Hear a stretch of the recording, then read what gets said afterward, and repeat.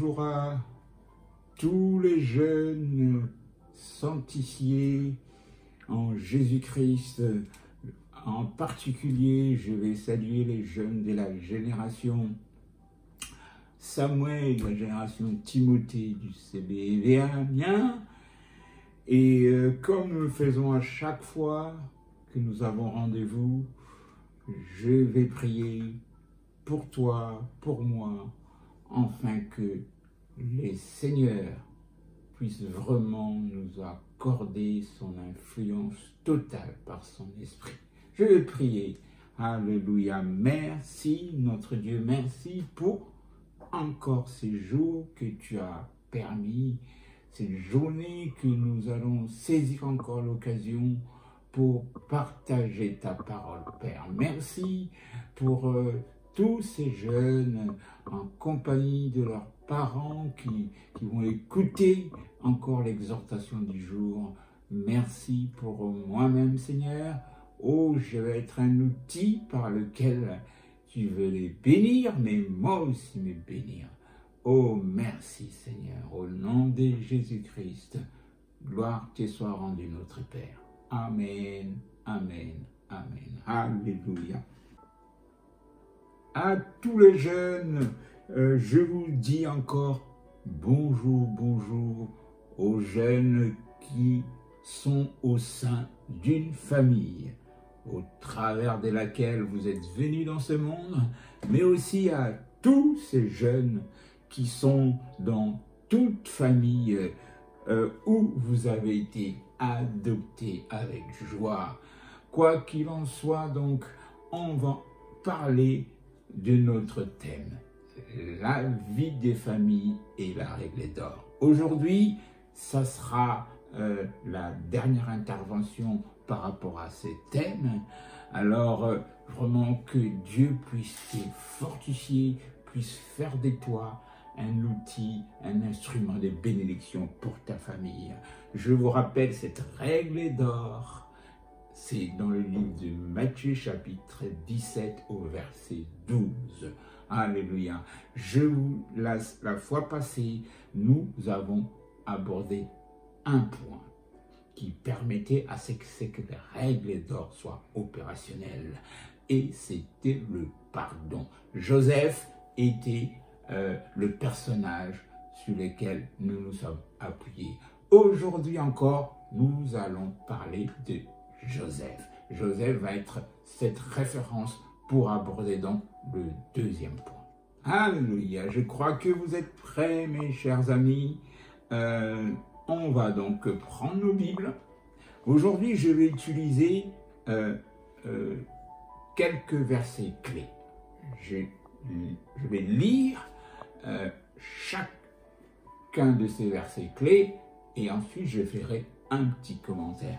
Nous allons donc commencer par Joseph, un verset qui parle de Joseph, parce que c'est lui qui est donc notre référence encore aujourd'hui. Nous prenons nos Bibles dans Genèse chapitre 48. Alors, pour vraiment les personnes qui apprécient lire, d'ailleurs je vous encourage tous de vraiment apprécier à lire, en particulier la Bible. Vous allez lire tout le chapitre 48. Mais je vais en prendre quelques versets qui seront utiles pour notre réunion d'aujourd'hui. Genèse 48. Je vais lire d'abord le verset 1 et 2. Après ces choses, l'on vint dire à Joseph, « Voici ton père est malade. » Et il prit avec lui ses deux fils, Manassé et Éphraïm. On avertit Jacob et on lui dit, « Voici ton fils, Joseph qui vient vers toi. » Et Israël rassembla toutes ses forces et s'assit sur son lit. On va aller un peu plus loin, on va sauter quelques versets, on se retrouve au verset 11. Je vais lire du verset 11 jusqu'au verset 13. C'est là où on va trouver le point que nous allons aborder aujourd'hui. Israël dit à Joseph, « Je ne pensais pas revoir ton visage, et voici que Dieu me fait voir même ta postérité. Au verset 12. Joseph les retira des genoux de son père, il se prosterna à terre devant lui. Puis Joseph les prit tous les deux, Éphraïm de sa main droite à la gauche d'Israël et Manassé de sa main gauche à la droite d'Israël. Et il les fit approcher de lui. Alors, cet instant particulier sur ce récit qui se trouve dans Genèse 48, nous apprend le deuxième point qui va permettre à ce que lorsque tu as appliqué cela, tu vas rendre la règle d'or opérationnelle au sein de ta famille. Amen, amen. Tu vas devenir un outil de bénédiction au sein de ta famille, quel que soit ton âge. Il s'agit de quoi dans ce texte? Il s'agit du fait d'honorer les aînés, d'honorer en particulier ses parents. Alors, avant de vous dire à quoi ça consiste, cette honorabilité des aînés, je vais vous lire un petit texte qui nous montre cette fois-ci les désavantages, le méfait de ne pas honorer les aînés. Je vais vous lire Proverbe chapitre 20 au verset 20.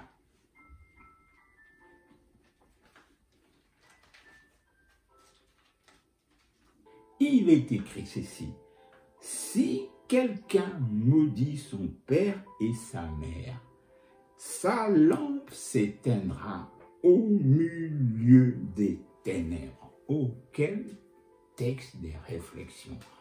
La Bible nous montre ici le méfait, les désavantages de ne pas honorer les aînés, en particulier les parents. Je ne vais pas faire beaucoup de commentaires là-dessus. Il est simplement déclaré qu'en plein milieu des ténèbres, la lampe va s'éteindre. Et ce qui vous éclaire, ce qui est votre point le plus important, vous perdez ça dans un moment difficile, les choses deviennent encore beaucoup plus compliquées. Alors, à quoi consiste le fait d'honorer les aînés, en particulier ses parents? Car c'est cela que je t'amène à savoir, quel que soit ton âge, tu peux le faire. Tu peux honorer les aînés, tu peux être, par ces moyens d'honorer les aînés, un instrument qui fait qu'au sein de ta famille où tu es, au sein de la famille où tu es né, au sein de la famille qui t'a adopté avec joie, permettre que la règle d'or soit opérationnelle.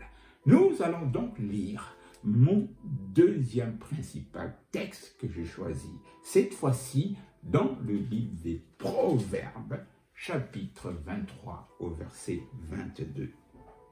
Je vais vous le lire. Proverbe 23, verset 22. Écoute ton père qui t'a engendré et ne méprise pas ta mère quand elle est devenue vieille. Alléluia. Quand la Bible nous invite à honorer les aînés, quand la Bible t'invite à honorer en particulier tes parents, il s'agit de faire preuve de respect en proclamant des paroles ou en posant des actes qui sont des bienveillances ou des bienfaisances. Alléluia. Alors, je vais vous donner quelques exemples simples. C'est là où Joseph, je trouve formidable. Joseph, voyez-vous, nous l'avons dit la fois passée, il était devenu l'un des responsables majeurs dans la société où il vivait. Il a fondé une famille. Vient un moment dans sa vie, en retrouvant son père, il va s'avancer vers son père avec ses 2 enfants. Voyez-vous, je ne vous dis pas littéralement de vous mettre à genoux devant vos parents, c'est pas ça que je vous demande, mais derrière le geste de Joseph, il y avait ces principes d'honorabilité des aînés. Alors, quand il pose cet acte, Joseph, il devient en même temps l'exemple, le modèle à suivre pour beaucoup d'hommes et de femmes, dont toi en particulier, toi qui es jeune, toi qui es encore au sein d'une famille, quel que soit ton âge, tu peux honorer tes parents, tu peux faire preuve de respect en proclamant des paroles, en posant des actes de bienveillance et de bienfaisance envers eux.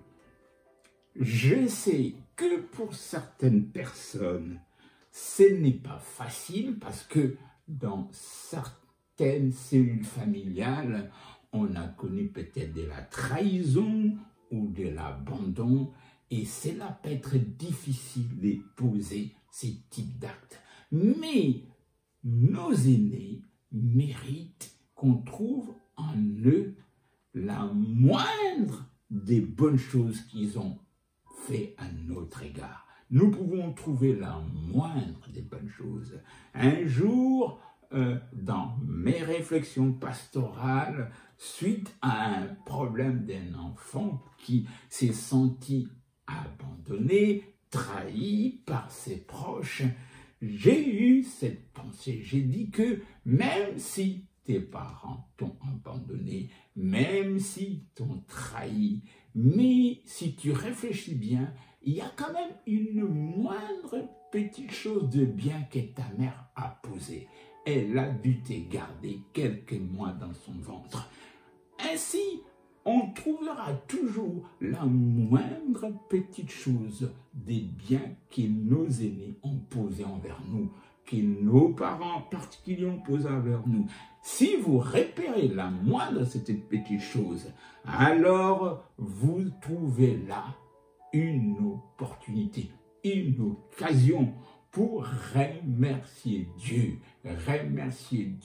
d'avoir permis ces personnes de poser cette moindre petite chose. Alors si tu as des grandes choses encore, oh mon cher ami, tu ne peux pas ne pas faire preuve d'honorabilité envers tes parents.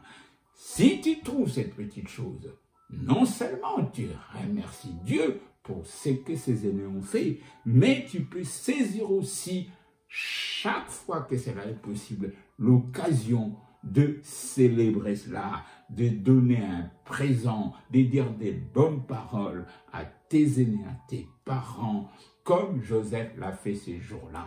Il s'est présenté devant son père, il s'est mis à genoux, quel que soit ce qui s'est passé, quelles que soient les incompréhensions que son père a dû faire preuve quand il était jeune avec ses rêves.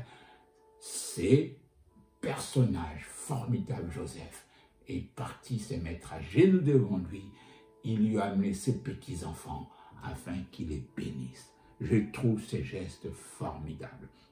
Amen. Et je crois même que avant de poser cet acte, Joseph a dit méditer cela. Alors je t'encourage de ne pas cesser à méditer personnellement sur tous les bienfaits que les aînés t'ont apportés. Alors que tu étais tout jeune, tout enfant, ils étaient là pour veiller sur toi en particulier. Amen, amen, amen. Alléluia. Maintenant, je vais aborder mon dernier texte clé. Le premier texte clé, c'était dans le livre de Genèse 48. Le deuxième texte clé, je viens de vous le lire et je fais un commentaire là-dessus. C'est Proverbe 23-22. Ce texte nous a permis de voir à quoi consistait le fait d'honorer les aînés. Le dernier texte, ça va nous montrer le bienfait, les avantages d'avoir honoré les aînés un jour dans ta vie personnelle, lorsque tu grandiras. Voyez-vous, en tant que pasteur, j'ai dû faire quand même l'expérience de rencontrer des personnes adultes qui, ayant fondé leur famille, trouvent des difficultés parce qu'ils ont oublié d'honorer les aînés, d'honorer leurs parents. Et ça ne sera pas le cas pour toi, mon cher ami, parce que dès le plus jeune âge, comme la Bible dit, instruis l'enfant, lorsqu'il grandira, il n'oubliera pas cela. Je vais lire donc Éphésiens chapitre 6 au verset 2. Honore ton père et ta mère. C'est les premiers commandements avec une promesse, afin que tu sois heureux et que tu vives longtemps sur la terre. Ces textes que Paul écrit fait écho, comme lui-même il les note, à un autre texte qui est dans l'Ancien Testament. Alors, je vais vous lire et je vais donc faire un commentaire. Exode, chapitre 20, au verset 12. Honore ton père et ta mère, afin que tes jours se prolongent dans le pays que l'Éternel ton Dieu te donne.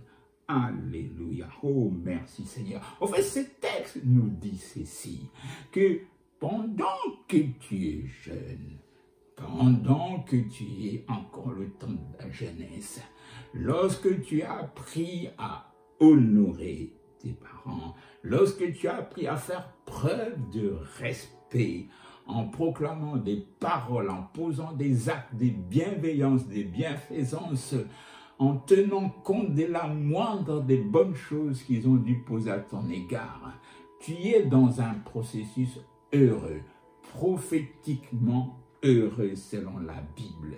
Cela signifie quoi dans ces textes Exode chapitre 20 au verset 12? Cela signifie qu'en faisant cela, non seulement tu vas rendre opérationnel la règle d'or dans la famille où tu vis actuellement, mais tu te prépares à ce que ta famille que tu fonderas un jour, ta famille que tu bâtiras un jour, puisse commencer sur des bonnes bases, puisse commencer sur cette base où la règle d'or est déjà opérationnelle.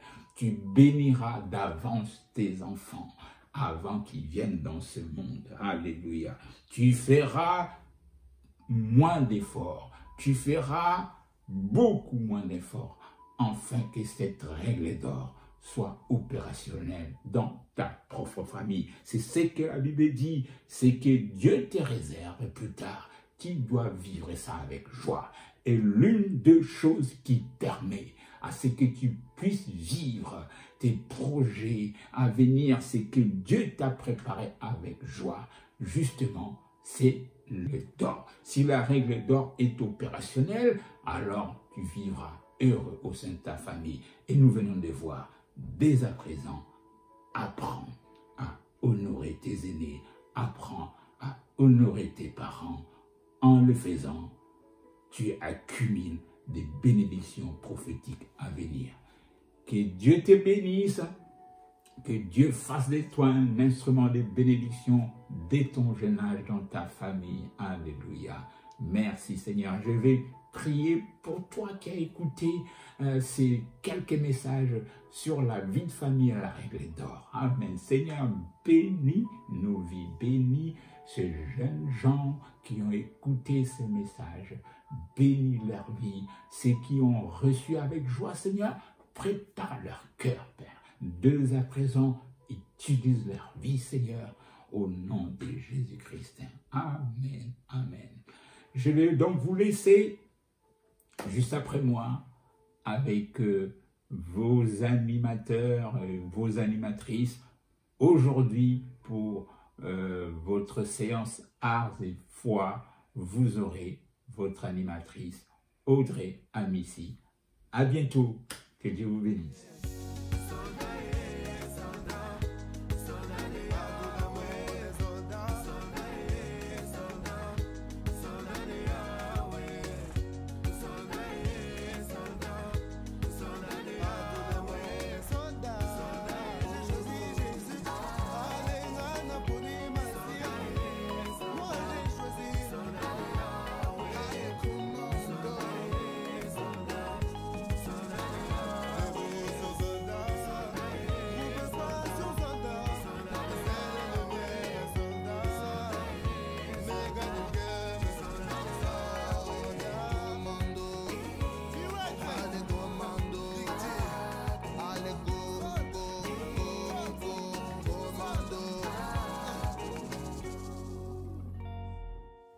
Bienvenue à l'atelier Art et Foi. Tout le long du mois d'avril, tu as visionné les vidéos d'exhortation sur le thème la vie familiale et la règle d'or. L'atelier du jour est le suivant, l'écriture et ou le dessin. Pour toi de la génération Samuel, c'est-à-dire si tu as entre 3 ans et 11 ans, cette semaine, tu réaliseras un dessin chaque jour sur ta journée familiale. N'oublie pas, tous les travaux que tu réalises sont à conserver, car je les mettrai dans le classeur d'or de la génération Samuel. Et pour toi de la génération Timothée, c'est-à-dire si tu as entre 12 ans et 17 ans, tu comprends bien que je ne vais pas te demander de me réaliser un dessin.